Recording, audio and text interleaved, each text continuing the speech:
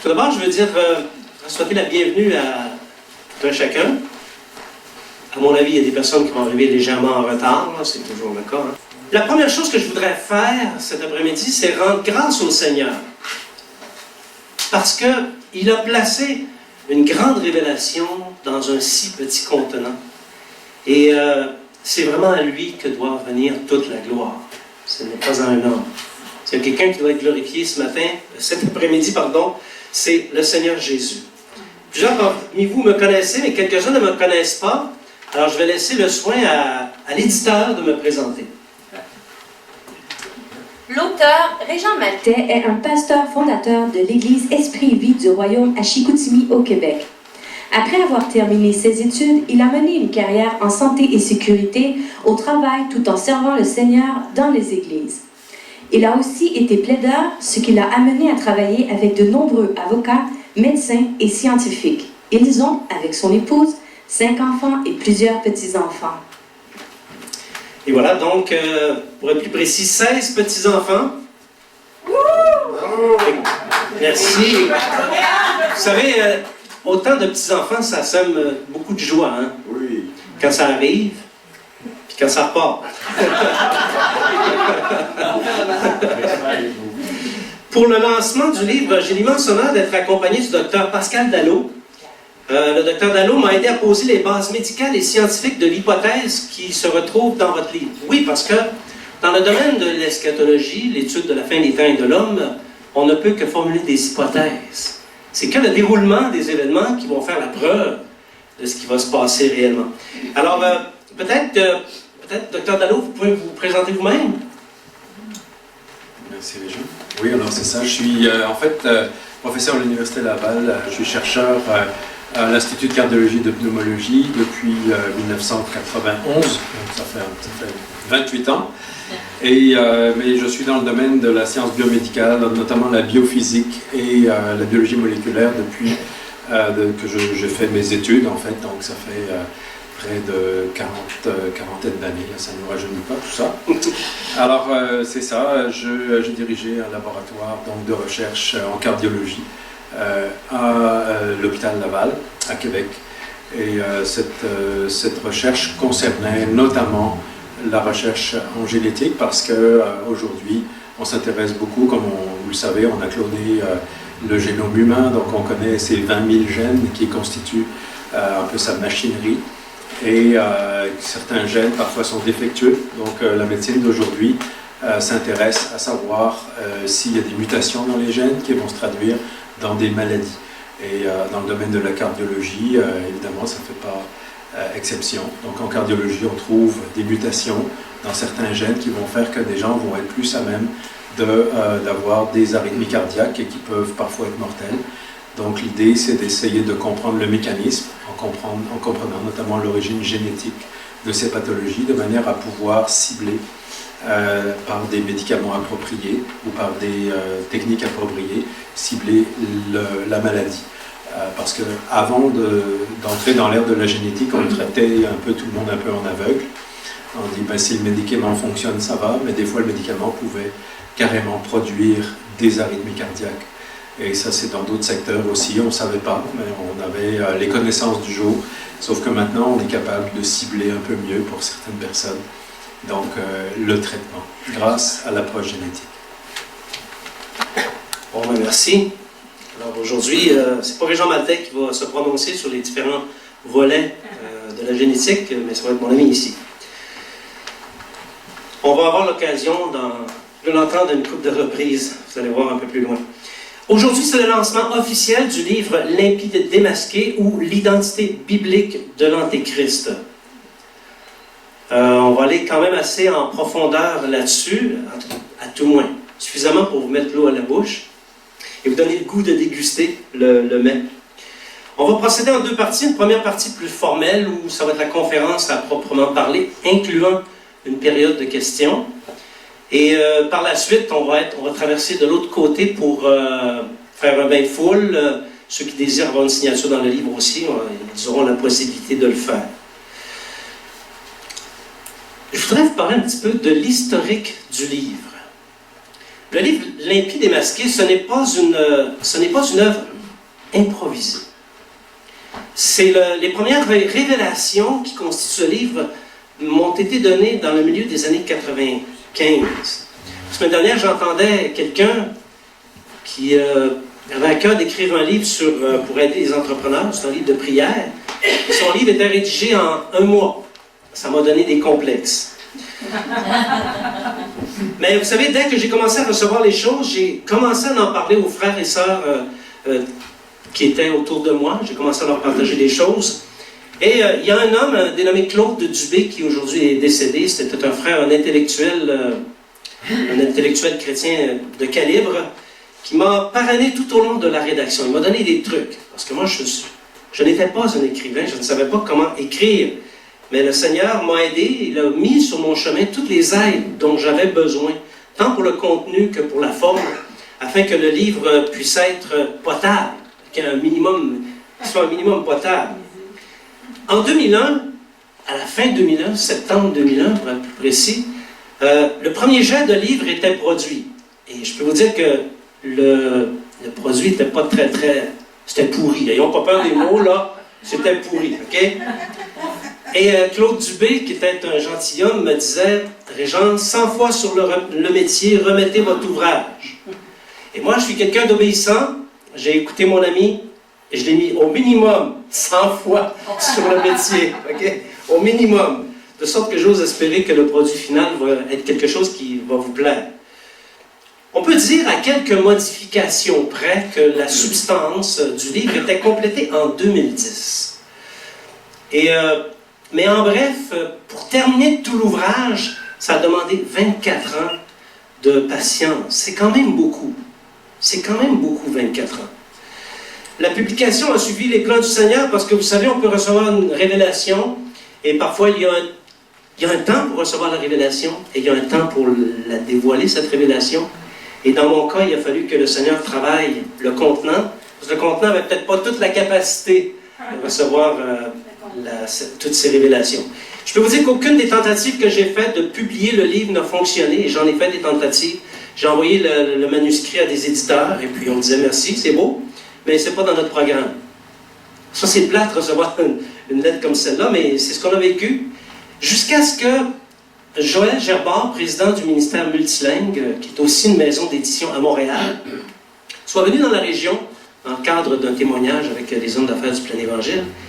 Et sachant discerner parfois les techniques du Seigneur, ses stratégies, j'ai profité de l'occasion pour l'inviter à mener la parole à l'Église. Et j'avais préparé un beau petit manuscrit pour lui. Donc, le livre a abouti. C'est ce livre-là que vous voyez maintenant ici. Lorsque j'ai rencontré Joël Gerbard, je vais travailler l'esthétique un peu. Lorsque j'ai rencontré Joël Gerbard, je lui ai remis le livre, il a ouvert le livre, les premières feuilles, un petit peu comme ça, hein, comme on fait quand on regarde un livre. Là. Les premières questions qui étaient posées. Et là, il a levé les yeux vers moi et il a dit « Régent, c'est impossible. » Et là, je l'ai regardé droit dans les yeux, autant qu'il me regardait droit dans les yeux, je l'ai regardé droit dans les yeux, je lui ai dit « Non seulement c'est possible, mais c'est ça qui va se produire. Lis le livre au complet, c'est certain que tu vas en avoir la conviction. » Donc, c'était quand même bien. Comment est née l'idée d'écrire ce livre? Il y a quand même beaucoup de choses qui ont été dites. Hein? Il y a beaucoup de choses qui se disent sur la fin des temps et sur la question de l'Antéchrist. Vers le milieu des années 90, j'ai lu un livre qui portait sur la fin des temps par un auteur québécois dont je vais taire le nom. Et après l'avoir lu, j'étais fâché. Parce que je comprenais moins après l'avoir lu qu'avant de l'avoir lu. Et là, je me disais, et je m'adressais au Seigneur, « Seigneur, je ne comprends pas. Ta parole a dit que tu dévoiles ces choses-là, tu as caché ces choses-là aux sages et aux intelligents de ce monde pour les dévoiler à ces plus petits de tes enfants. Et moi, je suis un de tes enfants, je devrais comprendre, et je ne comprends pas la parole prophétique. Et ce n'est pas parce que mes neurones ne se touchent pas, mes neurones se touchent. Je ne comprenais pas. Et là, en même temps que je formulais ces prières dans mon cœur, je vous dirais presque aussi instantanément, j'ai cru entendre ceci. C'est parce que tu ne reçois pas ces choses comme un enfant. Je ressentais que le Seigneur me disait que c'est moi qui étais sur la mauvaise piste. À partir de ce moment-là, tout ce que j'ai pris une résolution, tout ce que j'ai appris sur la question de la fin des temps, sur l'Antéchrist, j'ai pris ça, j'ai mis ça dans un coffre-fort, j'ai mis un cadenas là-dessus dans mon être intérieur, un cadenas fermé à double tour, et j'ai mis ça de côté. Tout ce que j'avais appris pendant 21 ans, j'ai tout mis ça de côté pour relire la parole comme un enfant cette fois-ci. Or, l'enfant, lorsqu'il lit la parole, il croit. Donc, je me suis mis à croire ce que je lisais. Et aussi, j'avais résolu d'utiliser, parce que vient un temps dans certaines prophéties, comme par exemple celle qu'on retrouve dans l'Apocalypse, où à l'évidence, il y a des symboles, il y a beaucoup de symboles, et ce n'est pas le sens littéral qui convient pour comprendre. Alors, ça prend une explication du symbole, et j'ai résolu de n'utiliser que les symboles qu'on retrouve dans la Bible pour interpréter la Bible, de manière à respecter la règle qui dit « la Bible interprète la Bible ». Je vous donne un exemple. Dans le livre d'Ésaïe, chapitre 19, chapitre 9, verset 15, il y a un passage qui dit ceci. « Le prophète qui enseigne le mensonge, c'est la queue. » Et là, j'ai fait ni un ni deux. On sait que dans le chapitre 12 de l'Apocalypse, il est question d'une créature bizarroïde un peu, qui a 7 têtes et 10 cornes, et qui a une queue qui entraîne le tiers des étoiles sur la terre. Donc, comme l'enfant, j'ai appliqué le symbole biblique de Ésaïe 9,15, le prophète qui enseigne le mensonge, c'est la queue, pour découvrir que cette queue-là, c'est le faux prophète. C'est le faux prophète qui va faire qui va entraîner des malheurs, notamment au pays d'Israël. Donc, sur la base de ce qu'on vient de dire, on applique le principe du symbole qui se retrouve dans la Bible. Et il y en a beaucoup, j'ai vraiment été surpris. Il y a beaucoup d'exemples qui sont donnés dans le livre. Il faut aussi savoir que l'hypothèse qu'il y a dans le livre est fondée sur la lecture d'une seule Bible. La fameuse Louis II, 1910. Je n'ai été voir aucune autre version de Bible que celle-là. Je n'ai jamais été référé pour comprendre le sens des mots dans un livre qui explique les mots de nos Bibles en grec ou en hébreu. Je n'ai eu aucun dictionnaire grec ni hébreu. Qu'une version Louis II 2010. Tout ce que vous lisez, ce que vous allez lire, j'espère, que vous allez lire dans le livre est le produit de révélation qui a été donné avec un seul outil, la Bible Louis II 1910. Au fil du temps, alors que les mois, les semaines et les années passaient, plusieurs découvertes se sont accumulées dans mon cœur. Et c'était devenu clair que toutes ces découvertes, toutes ces révélations ne pouvaient pas être pour un seul homme. Oui, le Seigneur m'aime. Oui, le Seigneur voulait me faire comprendre des choses, mais c'était devenu rapidement clair que le temps était venu de mettre ça à la connaissance de l'Église. C'est l'Église qui doit s'approprier ces choses-là. Donc, c'était impératif de mettre ces découvertes sur papier à l'intention de l'Église. À qui s'adresse ce livre? Premièrement, ça s'adresse à tous ceux qui aiment la parole de Dieu. Ceux qui lisent la Bible et qui l'aiment. À tous ceux qui aiment plonger leur regard dans la prophétie biblique, parce qu'on entre profondément dans la prophétie biblique. À tous ceux qui affectionnent l'avènement du Seigneur. On attend tous le Seigneur Jésus. On a hâte qu'il revienne pour faire le ménage dans ce monde de perdition. Donc, quiconque aime ces temps de justice qui s'en vient, va aimer le livre. Et finalement, à tous ceux qui aiment le Seigneur. Il s'adresse aussi à ceux qui font l'étude de la théologie et aux choses du Seigneur. Les impies, eux, c'est sûr que ça ne les intéresse pas. Autre chose intéressante et importante à dire, le livre n'est pas dénominationnel. Okay? Moi, je fais partie d'un courant de la chrétienté, un courant dénominationnel, mais ce n'est pas la représentation d'une dénomination, encore moins d'une secte, s'il vous plaît. Le livre respecte entièrement les règles internationalement reconnues de l'interprétation de la Bible, qu'on appelle l'herméneutique. Donc, ça respecte l'herméneutique et ça respecte aussi la logique de la pensée rationnelle. Les intelligents, là, ceux qui réfléchissent beaucoup, puis qui aiment ça voir, qui aiment ça comprendre quand ils lisent, bien, vous ne serez pas déçus par le livre. Quels sont les points marquants de ce livre? Ben, je suis content de vous poser la question, j'avais préparé quelque chose là-dessus. Ce livre explique pourquoi l'hypothèse qu'il contient n'a jamais été perçue dans les générations précédentes. Parce que, on va liquider cette question tout de suite, ça peut paraître prétentieux de dire, ben écoutez, j'aimerais vous présenter l'identité biblique de l'Antéchrist, sachant que pendant plus de 2000 ans, pendant de nombreuses générations, des chrétiens, dont parmi les plus intelligents, ont lu la parole prophétique et n'ont pas vu ce que ce livre contient. Bien, la raison pour laquelle il en est ainsi, c'est tout simplement que ce n'était pas possible pour eux de le voir. Ça n'était pas possible. Et vous allez comprendre pourquoi dans quelques minutes. Le contenu du livre, incidemment, possède le mérite d'expliquer le plus et le mieux les zones d'obscurité qu'on trouve souvent dans la prophétie biblique. Si vous êtes comme moi et que vous lisez la prophétie biblique, vous apercevez que, on se gratte la tête. On se gratte la tête, c'est quoi cette affaire? Je comprends rien. Donc, il explique beaucoup de choses nébuleuses. Et par la bande, le livre lève un doute sur certaines croyances erronées qui circulent dans les milieux chrétiens. Donc, en voici maintenant les points marquants. Pour voir les choses cachées, il faut enlever les filtres. Quand on se fait un café, on met un filtre. Le filtre tient tout ce qu'on veut pas voir dans le café. Hein? Souvent, lorsqu'on lit la Bible, on a des filtres qui nous empêchent d'accéder à la vérité. Je vais vous en nommer 3. OK? Et si on enlève ces 3 filtres-là, bien les éléments qui sont liés à la connaissance actuelle, parce que la connaissance du monde a beaucoup grandi dans les dernières décennies. La science, la technologie, la biologie vont apporter des lumières nouvelles et vont poser des défis dans l'interprétation de la prophétie. Il faut demeurer pertinent comme chrétien. On ne peut pas mettre de côté tous ces éléments dont on lit les découvertes et dire, ça, c'est les scientifiques qui pensent qu'est-ce qu'ils veulent. Non, la Bible est en harmonie avec la science. Alors, voici 3 filtres, maintenant, on en parle, qui nous cachent la vérité biblique. Premièrement, l'ajustement doctrinal.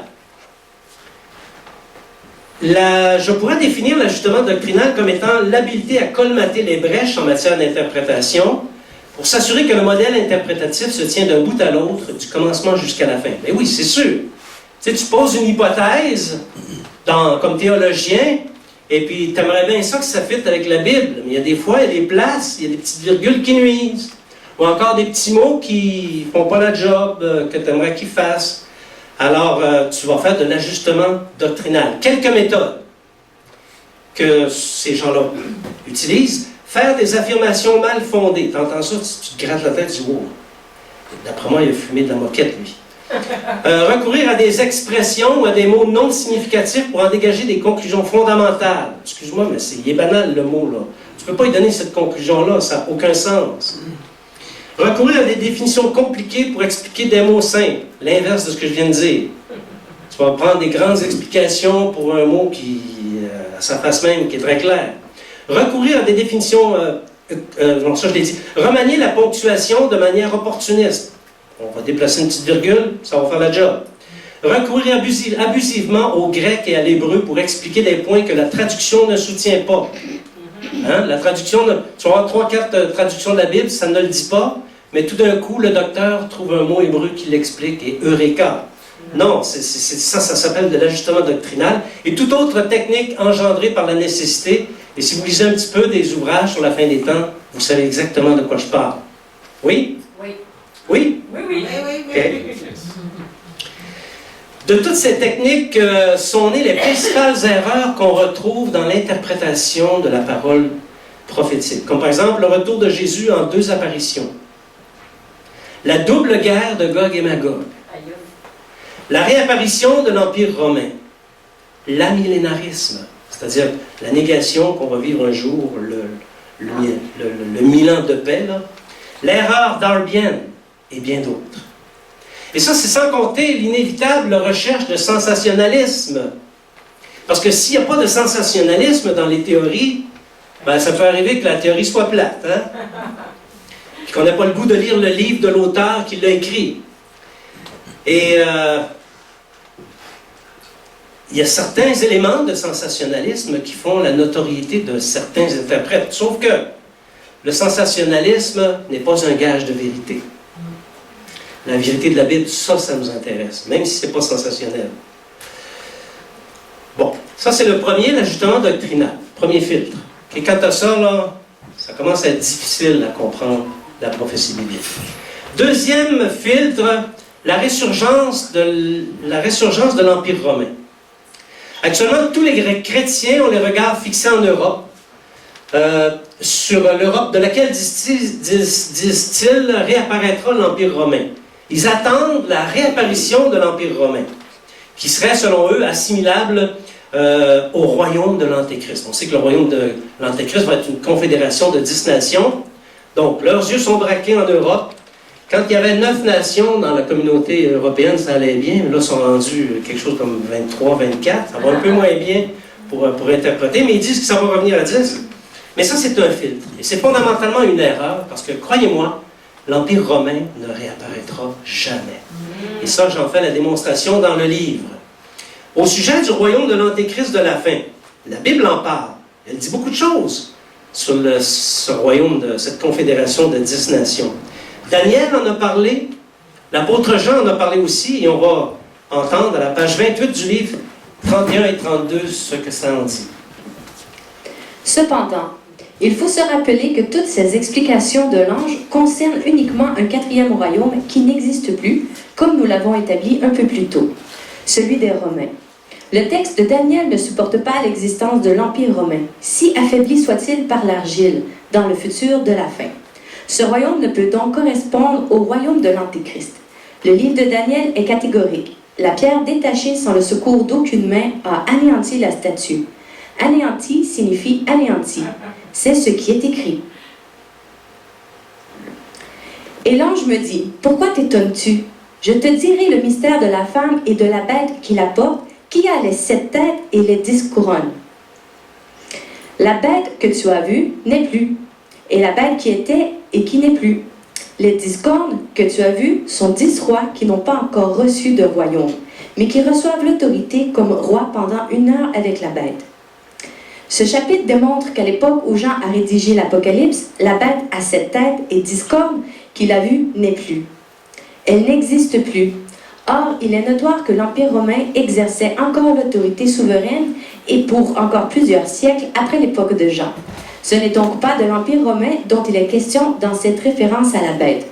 Quant aux 10 cornes, il est dit de ces rois qu'ils n'ont pas encore reçu de royaume. L'Empire romain ne peut être concerné puisque c'est lui qui détenait la dénomination. Donc, un passage quand même qui peut-être semble un peu nébuleux, mais pas si nébuleux que ça. Ce que Jean dit, c'est que ça peut pas être l'Empire romain, parce que c'est un royaume qui n'existe pas encore. C'est un royaume qui va apparaître dans le futur. De toute façon, on fait la démonstration par preuve biblique, avec beaucoup de détails. Nous réfutons dans le livre la théologie de la résurgence, de la réapparition de l'Empire romain. Le troisième filtre, tu sais, quand tu attends que l'Empire romain revienne, puis que c'est pas le cas, ça peut arriver que ça distorsionne la compréhension des Écritures. La complexification. Bon, quand on est en présence de l'ajustement doctrinal, on est en présence d'une théorie qui ne se produira jamais, ça commence à être compliqué, puis ça commence à être difficile de voir clair et de comprendre. Or, si on veut donner des interprétations qui se tiennent, et on est docteur, ce qui nous reste à faire maintenant, c'est de complexifier les choses. Parce que quand tu complexifies les choses, tu as donc l'air intelligent. Puis les autres, ils ont l'air à rien comprendre. Puis effectivement, ils ne comprennent rien, mais c'est pas sûr que toi aussi tu comprends, OK? Lisons maintenant page 32 et début 33. La complexification des livres prophétiques est une autre difficulté importante qui bloque la vérité. Évidemment, on ne peut nier qu'il existe un symbolisme dans les livres prophétiques et qu'il s'y trouve des mystères. Cependant, complexifier les interprétations par l'utilisation d'un symbolisme excessif et par des explications téméraires nous écarte du message de Dieu. Cette façon de faire comporte, entre autres risques, celui de développer un système de croyances. Or, les croyances sont les constituants de paradigmes les plus puissants contre la vérité. Merci. Donc, un paradigme ici, c'est un cadre de référence, un cadre de connaissance à l'intérieur duquel on se sert pour interpréter la parole ou la parole prophétique. Alors ici, dans le livre, on donne des techniques pour retirer ces filtres-là. Il faut les retirer. Si vous voulez connaître la vérité et comprendre la prophétie biblique, il faut enlever ces 3 filtres. Et dans le livre, on dit comment procéder pour les enlever. Et ayant dit ceci, il y a une chose sur laquelle nous voulons insister, c'est que notre génération possède les connaissances, c'est notre génération qui a les connaissances les plus avancées et celles qui permettent le plus de découvrir les choses qui sont cachées jusqu'à ce jour. C'est notre génération, pas la génération qui nous a précédés, la nôtre. Dans le livre, nous donnons une manière de nous éveiller pour bien approcher la parole prophétique et la comprendre. Et lorsqu'on a enlevé ces 3 filtres-là, le café peut passer. La lumière des Écritures peut venir dans notre cœur et il nous est possible de comprendre. En fait, tous peuvent comprendre, même pas nécessaire d'être un expert dans l'eschatologie. Le mystère de l'Antéchrist. On commence dans le chapitre sur les pistes identitaires, il y a un chapitre qui s'appelle comme ça, les pistes identitaires de l'Antéchrist dans le livre de l'Apocalypse. Et là, on va lire un petit bout dans la page 45 et 46. La bête que tu as vue était, et elle n'est plus. Elle doit monter de l'abîme et aller à la perdition. Et les habitants de la terre, ceux dont le nom n'a pas été écrit dès la fondation du monde, dans le livre de vie, s'étonneront en voyant la bête parce qu'elle était et qu'elle n'est plus et qu'elle reparaîtra. Une pareille affirmation est troublante, ce qui est tout à fait compréhensible, car du point de vue doctrinal, elle présente une certaine difficulté. Hormis les récits de résurrection, la Bible ne parle d'aucun cas d'esprit humain qui soit remonté de l'abîme pour revenir à la vie, encore moins de l'esprit d'un homme qui y ait séjourné quelques milliers d'années. Il est clair que la difficulté n'est que doctrinale, car l'Apocalypse, lire la parole de Dieu, dit expressément que ce sera le cas. Merci. Mes amis, c'est une vérité indiscutable et que nous devons accepter. À plus d'un endroit, la Bible déclare, plus spécifiquement dans le livre de l'Apocalypse, je suis d'accord, mais à plus d'un endroit, elle déclare que l'Antéchrist, c'est un mort qui va revenir à l'existence. C'est l'esprit de quelqu'un qui est mort il y a plusieurs siècles. À tout le moins, à l'époque de Jean, il était déjà mort. Et il va réapparaître sur la scène internationale. Bon, c'est bien beau de dire l'esprit de l'Antéchrist, ou l'Antéchrist va être l'esprit d'un mort qui va revenir à l'existence. C'est bien beau de dire que ça doit être accepté, faire acte de foi, comme on dit, mais ça soulève beaucoup de questions. Et le livre répond à toutes les questions. On va faire une petite incursion dans le domaine de l'esprit. Les hommes et les animaux. Lors de la création, Dieu a fait l'homme à son image et à sa ressemblance. Si vous avez déjà lu la Bible, vous connaissez ce passage-là par cœur. À la ressemblance de Dieu, l'homme est un être à 3 dimensions. Le corps, l'âme et l'esprit. Le corps, c'est lui qui réagit quand on le pince. L'âme, c'est elle qui réagit quand on lui fait de la peine. Et l'esprit, c'est elle qui réagit quand elle se met à adorer Dieu, lorsqu'elle se met à prier Dieu. Donc, ça c'est l'homme. Mais les animaux n'ont pas d'esprit. Ce sont des êtres à 2 dimensions. Ou, dans le langage, on dit dichotomique, à deux parties. Okay? La preuve, c'est qu'on n'a jamais vu un singe ou un porc se mettre à genoux pour prier. On n'a jamais vu un animal se mettre à genoux pour prier. Cette mention est nécessaire pour comprendre la suite et vous allez voir pourquoi. Notre génération, à l'évidence, est à l'orée de produire des clones humains. Et là-dessus, j'aurais quelques questions, Dr. Dallot. Est-ce que c'est vraiment le cas? Sommes-nous à l'aube de fabriquer des êtres vivants par les techniques de clonage? Et peut-être par la même occasion, nous expliquer la différence entre le processus de clonage et celui de la fécondation. Merci. Alors tout d'abord, on parle de clone humain, mais peut-être avant de parler de clonage humain, c'est intéressant de parler de clonage animal.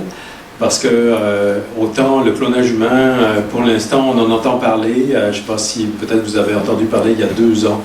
En Chine, un chercheur avait publié un semblant de clonage humain, mais ça n'a pas été véritablement prouvé, mais ça a créé une levée de bouclier, comme vous pouvez vous en douter. Mais par contre, au niveau de l'animal, probablement vous vous rappelez, un certain nombre d'entre vous, de la première brebis qui a été clonée en Angleterre, Dolly, qui a été clonée en 1996. Donc le clonage animal, c'est plus quelque chose de demain, c'est quelque chose d'hier, c'est déjà réalisé et ça se réalise aujourd'hui à plus grande échelle. Depuis Dolly, il y a une vingtaine d'espèces animales qui ont été clonées, dont des chats, des chiens. Je peux même vous dire qu'au Québec même, il y a 8 taureaux qui ont été clonés au centre d'insémination de Saint-Hyacinthe. Et il y a 2 ans, également en Chine, il y a 2 bébés singes qui sont nés de clonage. Donc on voit, puis depuis ce temps-là, on a un consortium qui a soulevé beaucoup d'argent pour pouvoir créer un centre, un méga centre de clonage en Chine. Donc pour produire des animaux, par exemple des vaches sans cornes qui ont déjà été produites. Et donc on voit que le clonage est quelque chose qui va être utilisé de manière exponentielle. Quand on sait que les droits d'exploitation de certaines techniques de clonage ont été achetés par Monsanto, et probablement que certains d'entre vous ont entendu parler de cette compagnie qui notamment produit des insecticides et herbicides qui font beaucoup parler d'eux autour de la planète, eh bien, eux autres ont des outils entre les mains pour pouvoir créer des clones, que ce soit de végétaux ou d'animaux. Donc, en ce qui concerne le règne végétal ou le règne animal, la question ne se pose plus, est-ce que ça existe ou pas, puisque c'est vraiment, on peut dire maintenant, dans une phase d'exploitation qu'on pourrait appeler commerciale. Donc évidemment, l'humain, si on peut cloner physiologiquement, on pourrait dire, par des techniques de biologie moléculaire, des clones animaux, il n'y a pas de raison qu'on ne puisse pas le faire chez les humains, mais vous vous en doutez de ce qui s'est produit, notamment en Chine, en 2018, par rapport à soi-disant le clonage, notamment de 2 jumelles. Ça a créé un lever de bouclier à l'échelle planétaire. Et c'est certain que même si des gens travaillent sur le clonage humain aujourd'hui, ils n'en parlent pas. Hein, c'est sûr qu'il y a des règles éthiques qui, dans nos pays, nous empêcheraient les chercheurs de le faire. Et ça, c'est sûr, mais il n'y a rien qui empêche des compagnies ou même des États d'aller faire leurs travaux dans des pays qui n'ont aucune législation à l'égard de l'éthique. Donc on peut s'attendre à ce que le clonage humain devienne une réalité, mettons, si ça ne l'est pas déjà, ça le sera certainement dans la prochaine décennie. Merci, Dr. Dallot. Il resterait une question à couvrir, la différence entre la procréation et la fécondation et le clonage. Alors effectivement, on parle de clone, mais il faut savoir de quoi on parle. C'est important de clarifier les choses. Alors comme vous le savez, la reproduction, que ce soit animale ou humaine, a le même processus. C'est la rencontre d'un spermatozoïde avec un ovule. Donc il faut qu'il y ait un bagage génétique qui vienne du père et un bagage de la mère pour pouvoir être jumelé et faire un être unique qui est le mélange en fait de ces 2 bagages génétiques. Alors ça c'est la reproduction naturelle. Maintenant le clonage, c'est qu'on va prendre la cellule mère, l'ovule, et on va enlever son bagage génétique, on va enlever son noyau et on va placer à l'intérieur de l'ovule un noyau d'une cellule prélevée sur mettons un être développé. Donc on peut prendre une cellule de la peau, une cellule du foie, une cellule de certaines provenances donc du corps, et puis enlever le noyau de cette cellule et l'implanter dans l'ovule qui va être le réceptacle en fait du potentiel génétique, en ayant pris soin auparavant d'enlever donc le noyau de l'ovule. Donc on élimine le potentiel génétique de la femme ou de la femelle s'il s'agit d'un animal. Donc ça veut dire qu'à partir de cet ovule dans lequel on va injecter ce nouveau génome, on va pouvoir avoir la croissance d'un ensemble de cellules qui peut mener jusqu'à un embryon et jusqu'à un nouvel être qui va être la copie en fait de l'être duquel on a prélevé le noyau initial. Donc je parlais de la peau, Alors si on prenait par exemple un noyau de la peau d'un être humain, on extrait donc ce noyau, on le met dans un ovule humain, et bien là on va pouvoir avoir un embryon qui se développe avec le potentiel génétique du propriétaire, entre guillemets, de la peau. Donc c'est comme ça qu'on clone finalement et qu'on fait une copie d'un être humain. Merci beaucoup. Ce n'est pas de la science-fiction, n'est-ce pas? C'est notre génération, ce sont les questions de notre génération. Ici, la raison pour laquelle j'ai fait exprimer le Dr Dallot sur ces questions, c'est que si vous êtes croyant, vous savez qu'actuellement dans la chrétienté, il y a une position théologique dominante à l'effet que c'est lors de la fécondation que Dieu place un esprit dans l'être, qu'il crée l'esprit chez l'homme. Okay? C'est la position dominante dans toute la chrétienté, quelle que soit notre appartenance. Et de toute évidence, dans le processus de clonage, il n'y a pas de fécondation. Il n'y a pas d'étape où il y a une recombinaison du matériel génétique entre le papa et la maman. Il n'y a que la réplication d'un être, la réplication de l'organisme du donneur. Là, je ne t'ai pas trop mal cité, Pascal, non? OK. Donc, en conséquence, un clone humain, et c'est une question capitale, serait comme un animal, sans esprit, parce que le Dieu créateur est exclu du processus. On va lire dans le livre quelques lignes, pages 49 et 50. Plongé dans ces pensées, subitement, j'ai fait le rapprochement avec la possibilité que l'impie de l'Apocalypse puisse être un clone humain habité par l'esprit d'un homme remonté de l'abîme. Puis, j'ai remarqué avec stupéfaction que Daniel appelle justement cet impie la bête, donc un animal. Il importe ici de mentionner que ce nom, la bête, est exceptionnellement utilisé dans le livre de l'Apocalypse comme désignant un personnage plutôt qu'un royaume. Jean utilise ce mot 25 fois pour désigner l'Antéchrist. N'est-il pas spectaculaire de constater que Dieu, qui savait quelles seraient les avancées de la science à la fin des siècles, ait inspiré ce terme précis à Jean pour désigner le fils de la perdition, la bête? Et pour cause, lorsque l'esprit de l'Antéchrist remontera de l'abîme jusqu'à la terre des vivants, il aura besoin d'une enveloppe corporelle pour accomplir son destin, mais sa véritable nature sera celle d'une bête au sens animal du terme. Merci. Donc, vous voyez un peu comment la science commence à accréditer ce qui est écrit dans la Bible depuis plus de 2000 ans. On développe toutes ces questions-là qu'on vient de discuter en surface, on le développe avec beaucoup de détails. Et on parle des éléments qui prouvent qu'un clone humain n'aura pas d'esprit.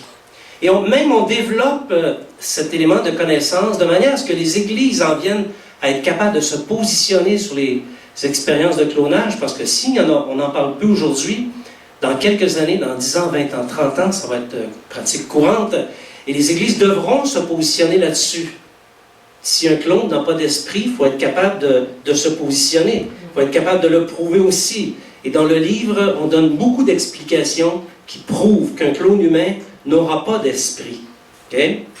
Et effectivement, comme Prissé il l'a lu, lorsque l'esprit de l'Antéchrist va remonter de l'abîme, tel qu'il est écrit dans Apocalypse chapitre 17, il aura besoin d'un corps prêt à le recevoir. Maintenant, on va un petit peu plus loin dans notre connaissance. On va parler de clonage d'une momie. Dr Dallot, existe-t-il une différence entre le clonage d'un humain vivant et celui d'un mort? Alors tout d'abord, je voudrais revenir à ce qu'on disait tantôt. Ça prend une cellule vivante d'un être humain pour pouvoir l'implanter, pour implanter son noyau. Et pour ça, il faut que l'ADN soit intact. Ok, alors c'est sûr que avoir de l'ADN de momie intact, il y a peut-être 20 ans, on pensait que c'était tout à fait impossible. Cependant, maintenant, avec l'évolution des technologies, on arrive à trouver des momies, comme par exemple, je citais tantôt l'exemple d'une momie qui a été trouvée en Équateur et dont on est en train de faire le séquençage de ces cellules, donc le séquençage génomique actuellement.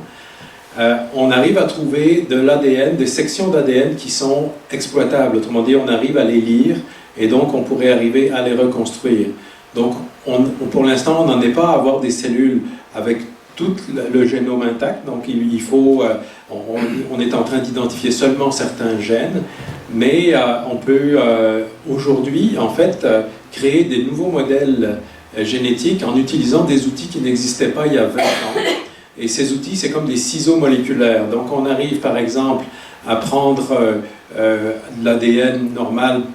Je peux vous donner un exemple parce que ça se fait actuellement par exemple chez l'éléphant, où on essaye de découper le génome de l'éléphant et puis on a réussi à identifier 44 gènes du mammouth et puis on essaye d'insérer ces gènes dans le génome de l'éléphant pour pouvoir ensuite l'implanter chez une éléphante et ensuite avoir un hybride. Alors c'est des choses qui sont difficiles techniquement, mais on peut estimer que d'ici quelques années, ce sera réalisable. Alors dans ce cas-là, c'est sûr que on fait face à d'autres difficultés techniques, notamment le fait que ces éléphants sont protégés. Donc il n'est pas question finalement d'utiliser, de risquer la vie d'une éléphante pour lui implanter un œuf hybride. Cependant, à Harvard, par exemple, ils sont en train de développer des utérus artificiels pour pouvoir faire grandir des fœtus in vitro, plus loin que juste la fécondation in vitro. Donc on voit que la recherche est en train vraiment de se développer et que l'humain cherche absolument à recréer, à créer la vie, entre guillemets, essayer par exemple de ressusciter certaines espèces comme le mammouth. Alors ce qui peut se faire avec le mammouth pourra certainement se faire avec une momie. Et il y a des gens qui y pensent sérieusement aujourd'hui, utiliser justement, comme je le disais tantôt, des ciseaux moléculaires qui permettent de découper certaines parties du génome, d'insérer des parties par exemple d'un génome de momie pour avoir un hybride. Alors c'est sûr que il faudrait trouver par exemple des cellules intactes de la momie pour faire un clone parfait. Pour l'instant on n'en est pas là, on n'en a pas trouvé. Mais ce que je peux vous dire, c'est qu'actuellement, on a trouvé des mammouths avec du sang liquide, qui était conservé dans le pergélisol au niveau en Russie. Donc c'est des choses qui, là, ouvrent des nouvelles portes, à savoir peut-être qu'on va avoir des cellules avec un génome presque intact. Là, on ne le sait pas encore, mais on peut imaginer que les choses vont aller très vite dans les années qui viennent. Alors, je ne sais pas ce qu'il en sera pour la momie, mais on peut s'imaginer que beaucoup de recherches et de personnes vont être à l'affût de telles découvertes et de tels avancements, si je puis m'exprimer ainsi, dans le clonage. Merci beaucoup. Alors, voyez-vous ici, ça vient appuyer ce que la Bible enseigne. Et ça vient donner de la force à l'hypothèse, parce que la Bible déclare qu'à la mort, l'esprit des impies s'en va dans les ténèbres de l'abîme jusqu'au jour du jugement. Vous avez vu ça dans la Bible? Okay? En conséquence, la réussite d'un clonage d'une momie, on peut penser que dans 10 ans, dans 20 ans, peut-être on va découvrir des momies dans lesquelles il y aura des molécules d'ADN suffisamment en bon état pour qu'on puisse se cloner la momie. Bien, c'est évident que cette momie-là, si on réussit à la cloner, n'aurait pas d'esprit. Parce que l'esprit est dans le séjour des morts. Ça prouve que l'expérience de clonage d'une momie notamment donnerait sans l'ombre d'un doute un humanoïde sans esprit. Et cette perspective indique qu'il sera possible éventuellement, par exemple, si on trouvait l'une des tombes des rois des descendants de Juda, des rois de Juda, descendants de David, on n'a pas trouvé ces tombes-là. Mais s'il arrivait qu'on trouve la tombe de David, de Salomon, ou d'un des descendants de Salomon, on pourrait le cloner. Et vous savez comme moi que l'Antéchrist il va être en collaboration avec Israël et qu'il va entrer dans le temple, il va se proclamer Dieu. Et pour ça, ça prend l'assentiment des Israélites. Il faut en conséquence que le clone en question, qui va recevoir l'esprit qui vient des ténèbres, soit de génétique juive. Et la science nous dit que c'est possible que ça se produise. Et alors, il aura toutes les caractéristiques du Messie, mais ce sera l'Antéchrist. Et on va lire ici quelques lignes aux pages 62 et 63. C'est ici l'intelligence qui a de la sagesse. Les 7 têtes sont 7 montagnes sur lesquelles la femme est assise. Ce sont aussi 7 rois.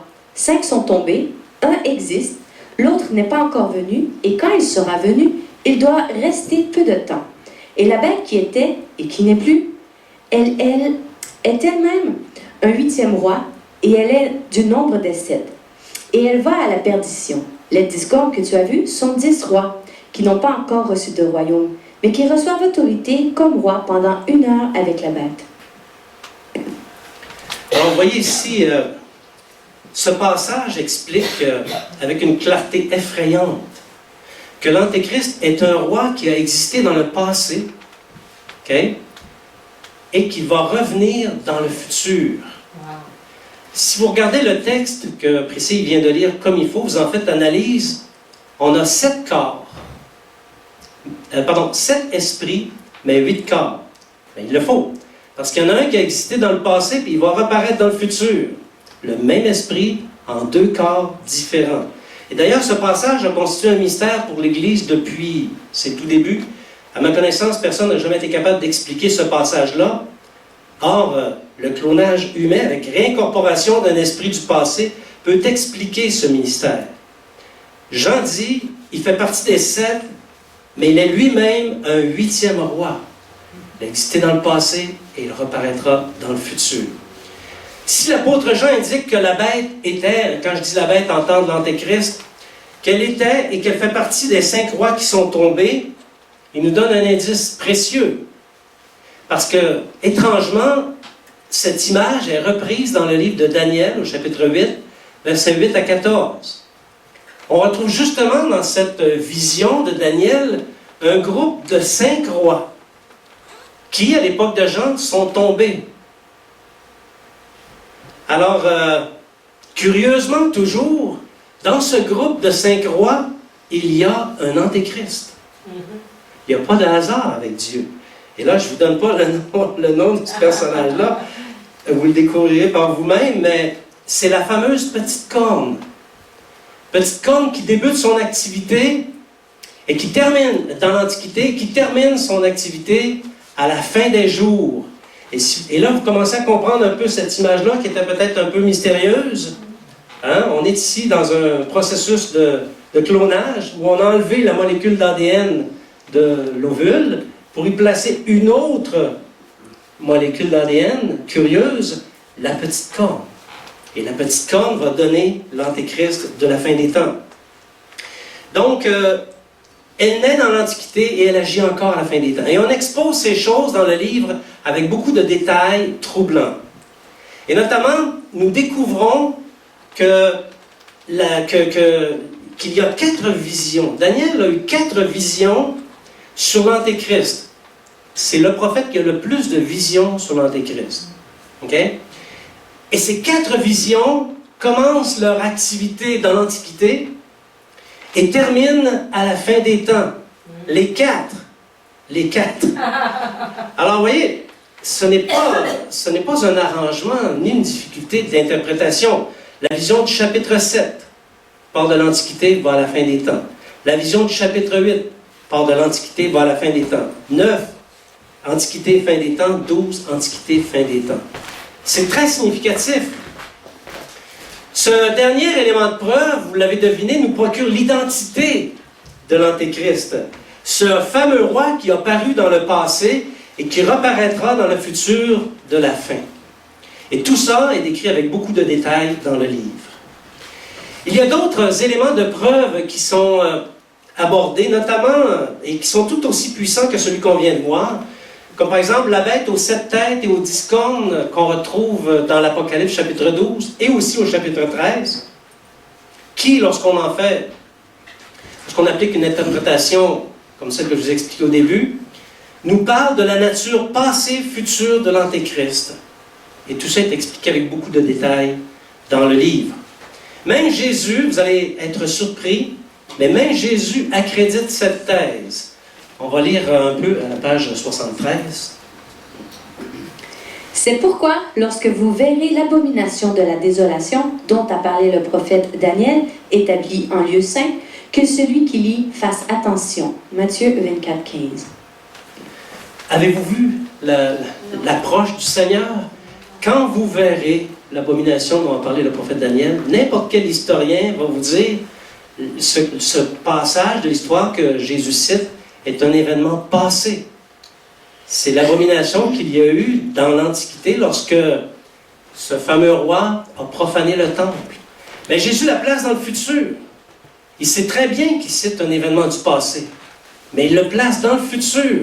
Jésus accrédite l'hypothèse que l'Antéchrist va être un être passé futur. Docteur Dallot, j'aurais une question à vous poser à ce point-ci. Quelle a été votre réaction lorsque vous avez entendu parler de cette hypothèse pour la première fois? Et comme croyant, est-ce que vous êtes d'avis que ce qui est exposé dans le livre est plausible? Je vais peut-être donner quelques détails sur le moment où j'ai eu connaissance de cette idée, de l'hypothèse. En fait, Régent, Émilie étaient nos amis avec Florence. Je me rappelle quand ils nous avaient invités à un très bon repas au coin du feu. Le feu qui répitait dans la cheminée. Et puis à la fin, dans la discussion, Régent me dit « Lirais-tu un texte qu'il a eu à cœur d'écrire ?» Il dit « On ne pouvait pas refuser, les conditions étaient trop chaleureuses, etc. » Fait qu'en fait, j'ai accepté de le lire. Puis c'est sûr qu'au départ, c'est avec méfiance que je l'ai lu, parce que c'est quand même des nouveaux concepts qui étaient là, bien qu'ils étaient intégrés dans la Bible, mais en même temps, ça faisait appel à des connaissances plus modernes, comme le disait Régent tantôt. Puis en sciences, moi je suis un scientifique, et puis il faut d'une part, il faut que la réflexion soit logique, mais surtout aussi, il faut que celui qui lit garde un esprit ouvert. Et puis je dis ça pas juste des scientifiques, mais de tout le monde qui doit garder l'esprit ouvert aux nouvelles idées. Quand on ne peut pas le réfuter logiquement, eh bien, il faut se dire, il faut creuser pour essayer de comprendre. Puis c'était un petit peu ma démarche. Je me disais, au début j'étais surpris, je dis tiens, c'est peut-être un peu farfelu. Puis finalement, à la lecture du livre, et puis en réfléchissant aux hypothèses qui étaient proposées, je dis, mais comment je ne peux pas les réfuter? On a discuté, c'est sûr qu'il y avait des petits arguments à discuter, donc j'en ai parlé à Régent, et on en a discuté un certain temps, et il a corrigé certaines choses, ou moi j'ai compris d'autres choses que je devais assimiler pour bien comprendre là où il voulait en venir. Et puis finalement, il dit, écoute, c'est bien correct, je ne vois plus rien à dire à ton livre, je pense que c'est intéressant, même je l'encourageais à en faire la publication. Et est-ce que comme croyant, est-ce que tu as vu que l'hypothèse est plausible? Oui, c'est sûr, mais sinon je lui aurais dit, écoute, ça ne m'intéresse pas. C'est clairement, je lui aurais dit, ça ne m'intéresse pas, écoute, pars avec tes idées, et puis moi je vais faire mon chemin. Mais si je l'ai encouragé à poursuivre dans ce chemin-là, c'est que c'est plausible et c'est clair. Merci. Si tu m'avais retourné, tu m'aurais laissé ton repas avant de partir. Donc, on revient, s'il vous plaît. Ah, merci. Les questions assassines. Les questions assassines, ça, c'est des questions que quelqu'un peut être sûr de lui, et quelqu'un dans la salle pose la question, on n'a pas la réponse et on s'effondre. Il y a des questions assassines. La Bible déclare que l'abîme est un lieu scellé dont seul Jésus-Christ détient les clés. C'est vrai, ça. On ne peut pas, demain matin, décider d'aller dans l'abîme puis aller passer un petit séjour de vacances puis revenir après. C'est un lieu scellé, OK? Et Jésus détient les clés. Comment donc l'Antéchrist parviendra-t-il à remonter de ce lieu? C'est une bonne question. Nous répondons avec force de preuve biblique à cette question. La deuxième épître de Paul aux Thessaloniciens comporte un mystère.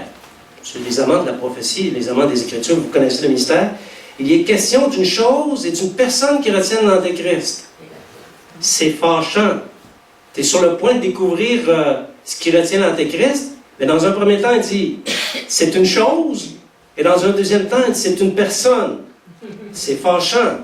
C'est un mystère qui a stupéfié l'Église depuis les tout débuts. Dans le livre, nous répondons avec force de preuves bibliques à cette énigme. Dans le chapitre, tout ça, ça se trouve dans le chapitre portant sur l'apparition de l'Antéchrist. Il y a plusieurs autres questions cruciales qui sont traitées dans le livre et qui sont dénouées par preuves bibliques. Si vous aimez la preuve biblique, vous allez aimer le livre. Wow. Il y a eu d'autres révélations dont nous parlons dans le livre, comme par exemple le son des 7 trompettes, des fameuses 7 trompettes.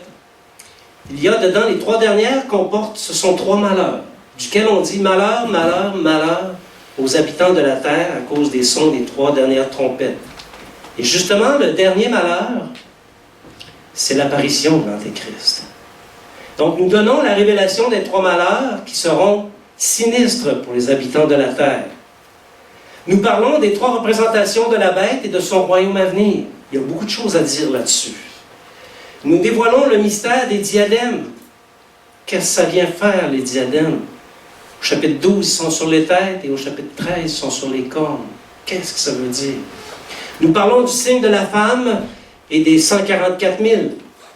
Nous parlons des 2 témoins, et même nous offrons une interprétation biblique de nombreux symboles qui composent les bêtes. Parce que vous l'avez compris, les symboles qui décrivent les bêtes en question nous parlent de la caractéristique, soit des royaumes ou soit de la personne dans le cas de l'Antéchrist. Et enfin, nous parlons du terreau moral qui conduira à l'apparition de cet être infâme. Parce que, vous savez, si demain matin, on apprenait que les Chinois nous ont fait un beau petit clone d'une momie du roi David, le monde ne serait pas prêt, pas prêt à accueillir cet Antéchrist. Donc, on parle du terreau moral qui va conduire à l'apparition de l'Antéchrist. Nous parlons aussi du faux prophète et nous proposons de lever l'énigme sur ce personnage.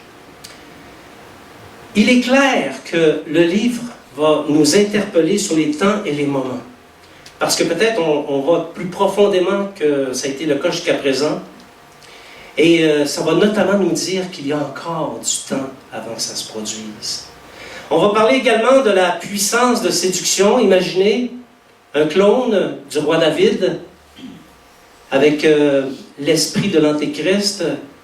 Imaginez que ça va être une puissance de séduction colossale, au point où même les croyants vont penser qu'il s'agit du vrai Messie. On va avoir notre faux prophète, notre faux Messie, notre fausse religion. Même les croyants vont se poser la question. Ne serait-ce pas Christ lui-même? Colossale séduction, et qui va tenter de séduire, même s'il est possible, la Bible dit, les élus.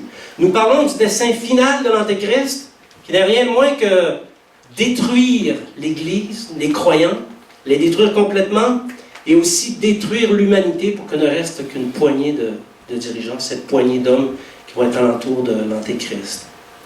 Sachez bien que ces révélations pour l'Église sont un puissant tonifiant. Beaucoup de personnes qui, après avoir lu le livre, ont affirmé avoir été édifiées dans leur foi. Et c'est l'un des objectifs.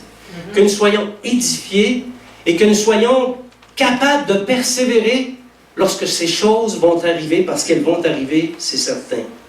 Si l'Église d'aujourd'hui se montre relativement désintéressée, vous le savez, on n'entend plus beaucoup parler de la prophétie biblique derrière la chair. Les églises n'en parlent plus beaucoup. Il y a même des églises qui ont résolu de ne plus en parler, de rayer ça de leur carte de prédication. Alors, si l'Église se montre désintéressée, les satanistes, eux, sont loin d'être désintéressés. Page 197. Dans la même période où j'ai reçu les premières découvertes sur les mécanismes d'apparition de l'Antéchrist, soit le milieu des années 1990, une autre personne, un artiste qui connaît les profondeurs de Satan, nommément Marilyn Manson, a porté en chanson, en 1996, ce que j'écris dans ce livre. Inspiré par les ténèbres et complètement ignorant des sujets qu'il aborde, il a intitulé son album « Antichrist Superstar ». L'une des chansons de cet album a pour titre « The Little Horn ». Il s'est gossé à chanter que la petite corne sort de l'abîme, la petite corne est née, le monde présente son visage pour une autre balafre, la mort dansera pour ceux qui restent, c'est pourquoi la petite corne dit « Sauve-toi ». Tous souffriront, maintenant tu ne pourras t'échapper. Voyez-vous, l'Église commence à peine à être placée à la connaissance de ces événements, mais déjà le diable prépare le terrain. C'est chanté en chanson. La petite corne va naître, elle vient de l'abîme et elle va donner une autre balafre à l'humanité. Amis, cette présentation n'avait pour but que de vous mettre l'eau à la bouche. Il importe maintenant que vous deveniez des propagateurs de ce message. Il faut que l'Église au complet entende parler de ça.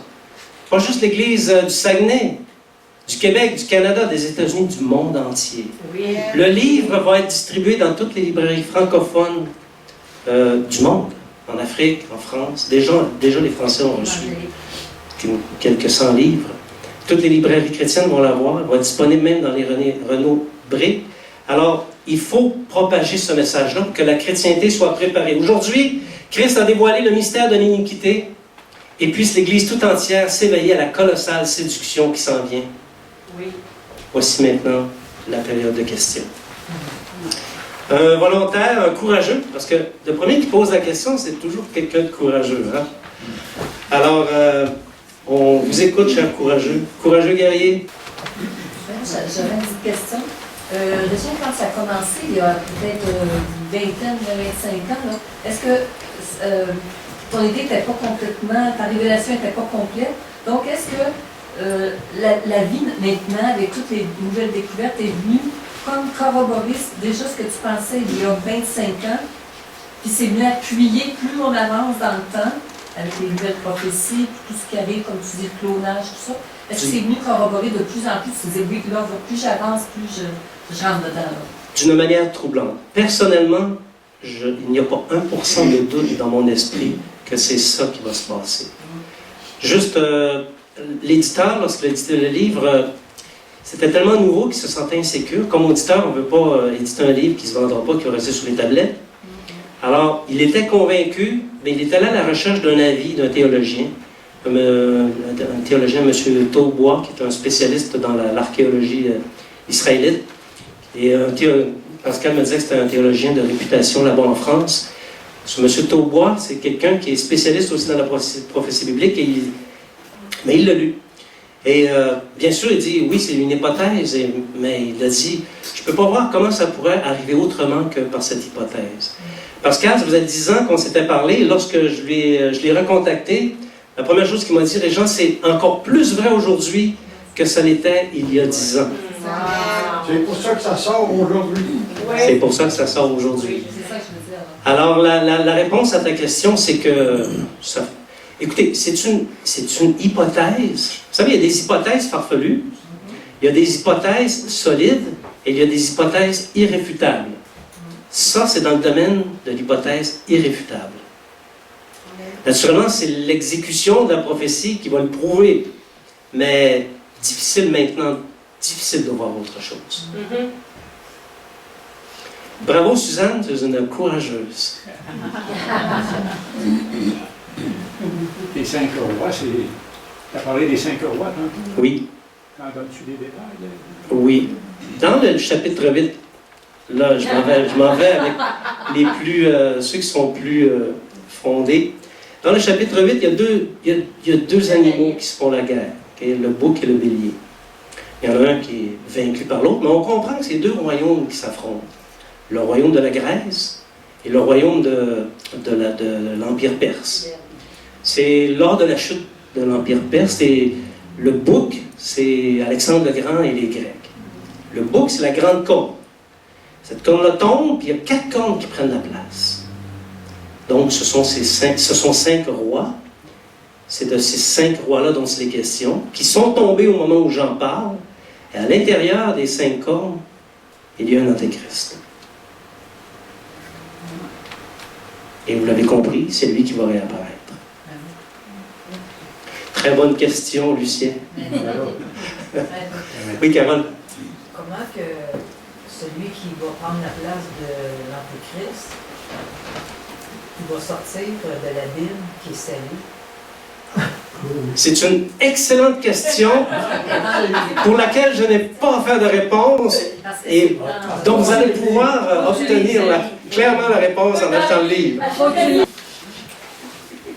Catherine. Les 144 000, c'est quoi que tu as? Les témoins de Jéhovah disent que c'est eux, mais qu'est-ce que ce serait? Je suis 12. Ben, fondamentalement, ce qu'en dit l'Apocalypse, ce sont 144 000 qui sont issus des 12 tribus d'Israël. Ce sont des gens qui vont, j'en parle dans le livre, ce sont des gens qui vont être issus de l'Église chrétienne judéenne. Ça n'en fait pas beaucoup quand même, 144 000. Non, ils sont issus de l'Église. Alors, si eux sont issus de l'Église, imaginez-vous l'envergure de l'Église judéenne. C'est le fruit de l'Église judéenne. Et ce sont des gens qui vont avoir une personnalité, un caractère qui va ressembler à celui de Jésus. Et d'ailleurs, c'est la raison pour laquelle ils vont le suivre tout partout où il va être. Donc, ce sont 144 000 naziréens, excusez le mot théologique, là, des gens consacrés des 12 tribus d'Israël. Et ça implique une autre dimension génétique, hein? La dimension qu'on va connaître l'identité génétique des 12 tribus d'Israël éventuellement. Mais là, on n'est pas rendu là encore. Donc, 144 000 personnes consacrées, issues de l'Église judéenne et du grand réveil qu'il va y avoir en Israël à l'époque de la fin des temps. Merci. Ouf, je m'en suis sorti. Oui, monsieur? On va rester encore dans les mathématiques. Moi, j'aimerais. Ça va dans le même sens. J'ai entendu 10 royaumes. Le chiffre 10, j'aimerais savoir quelle est votre analyse sur la base de la vue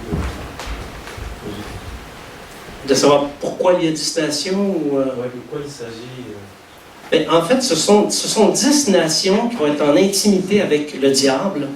Ils vont constituer une fédération, un royaume, un petit peu comme les États-Unis, si on veut. Ou le Canada, tiens, on a 10 provinces. Donc, ce ne sera pas le Canada. Ce sont 10 nations, sincèrement, dont il n'est pas possible aujourd'hui de connaître l'identité. Mais chose certaine, ils vont avoir des affinités très intimes avec le diable. Et c'est le diable qui va gouverner cette nation-là.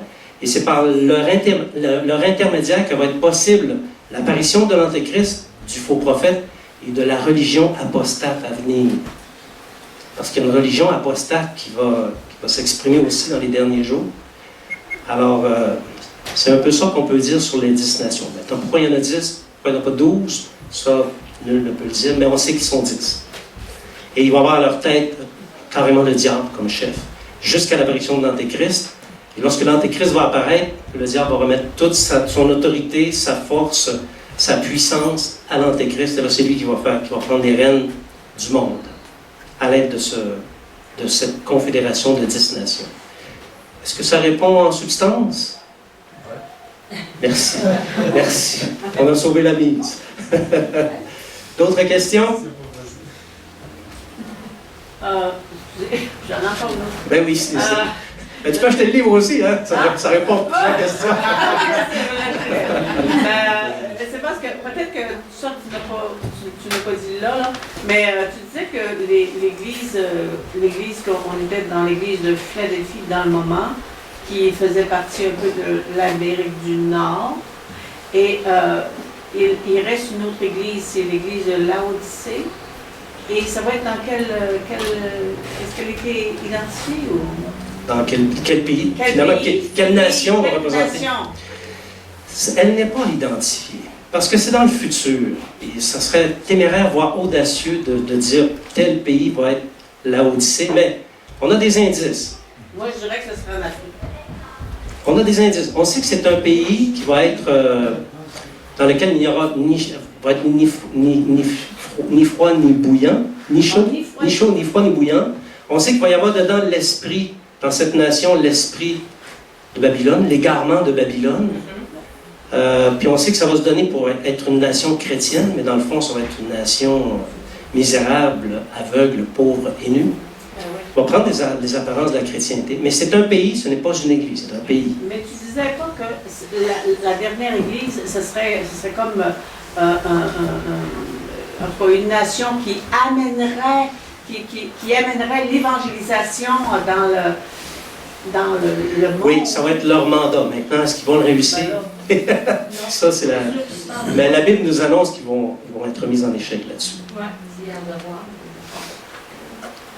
Mais il y aurait beaucoup à dire là-dessus aussi. Là, mais, alors, s'il n'y a pas d'autres questions, bien, bon, je vous invite à procurer le livre.